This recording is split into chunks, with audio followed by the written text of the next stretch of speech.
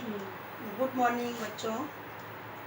कल हम लोगों ने साइंस में लेसन पढ़ा था जिसका नाम था हमारे आसपास के पदार्थ। तो इसमें हमने जो पढ़ा था आपको समझाया था, तो आप लोगों ने इसको घर में जाके लर्न किया होगा और उसके आगे भी आपने उसको पढ़ा होगा। तो आज हम उसके आगे पढ़ेंगे। तो पदार्थ के जो गुण होते हैं उसी में ये पदार्थ के गुण के ही हमारे ये क्या क्या है उसी के बारे में हम पढ़ेंगे और उसकी एक्टिविटीज उसमें देखेंगे। तो आज हम पढ़े पदार्थ के कण एक दूसरे को आकर्षित करते हैं। तो इसके लिए अभी हम एक क्रियाकलाप करेंगे। तो क्रियाकलाप मतलब प्रयोग भी इसको हम कह सकते हैं या एक्टिविटीज़ भी इसे कह सकते हैं। तो इस क्रियाकलाप में एक हमने लोहे की कील ली, एक चौक का टुकड़ा लिया, एक रबर बैंड लिया और इसके तीनों के ऊपर अगर हम हथौड़ा मारते हैं या इनको काटते हैं या इनको खींचते हैं तो उसको तोड़ने का हम प्रयास करते हैं। तो तीनों ही जो हमारे चौक है, कील है और रबर बैंड है, जब इनको हम तोड़ने का प्रयास करते हैं तो ये नहीं टूटते हैं। या कौन पदार्थ पहले टूट जाता है और कौन सा पदार्थ नहीं टूटता है।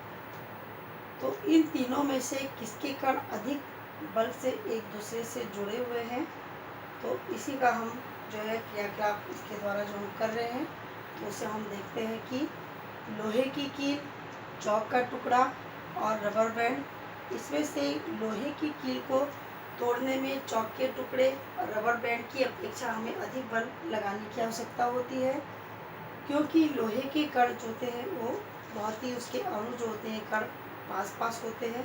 आस पास होने के कारण उनके बीच में आकर्षण बल अधिक होता है।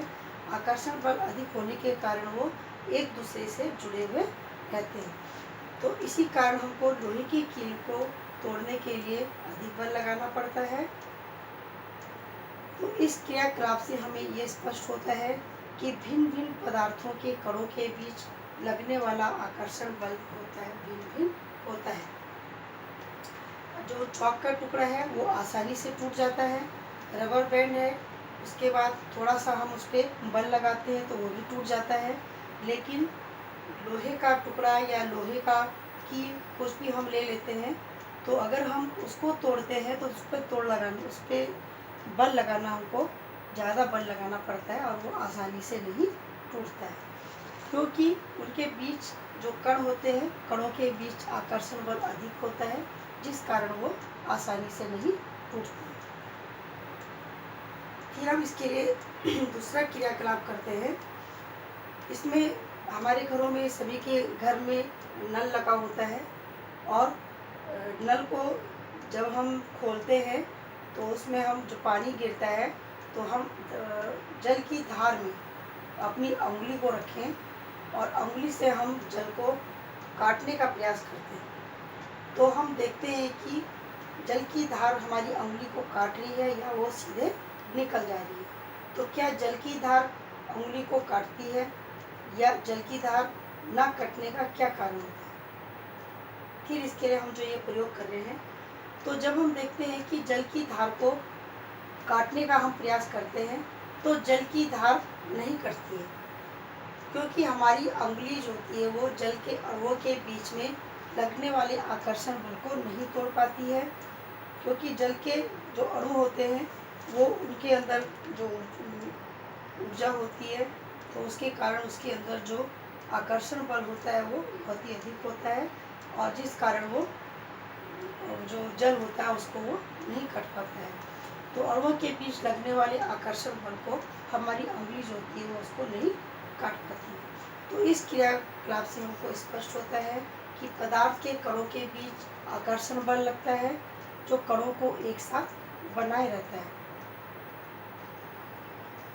इसके बाद फिर हम देखेंगे पदार्थ में अवस्था परिवर्तन। अवस्था परिवर्तन मतलब पदार्थ की 3 अवस्था होती है, ठोस अवस्था, द्रव अवस्था और गैसीय अवस्था। तो एक ऐसा पदार्थ होता है जो तीनों ही अवस्थाओं में पाया जाता है, जैसे जल। जल का अणु सूत्र होता है H2O। तो जल पदार्थ की तीनों अवस्थाओं में रह सकता है। ठोस अवस्था में ये बर्फ के रूप में रहता है, द्रव अवस्था में जल के रूप में रहता है और गैसीय अवस्था में ये जलवाष्प के रूप में रहता है। तो जब हम किसी ठोस को ऊष्मा देते हैं तो उसका तापमान बढ़ता है। ताप बढ़ने के कारण उसके कणों की गतिज ऊर्जा भी बढ़ जाती है। गतिज ऊर्जा जब बढ़ती है तो उसके बढ़ने के कारण उसके कणों के अंदर जो होती है वो कंपन जो होता है वो तेजी से होने लगता है। अधिक कंपन होने के कारण कण जो होते हैं वो अपने नियत स्थान को छोड़ करके वो स्वतंत्र हो जाते हैं और स्वतंत्र होकर के वो इधर उधर गति करने लगते हैं। तो इस तरह से एक अवस्था ऐसी आती है जब ठोस जो होते हैं वो पिघल जाते हैं और पिघल करके वो द्रव अवस्था में परिवर्तित हो जाते हैं। तो जिस न्यूनतम ताप पर ठोस पिघल कर द्रव में बदल जाता है उसे हम गलनांक कहते हैं।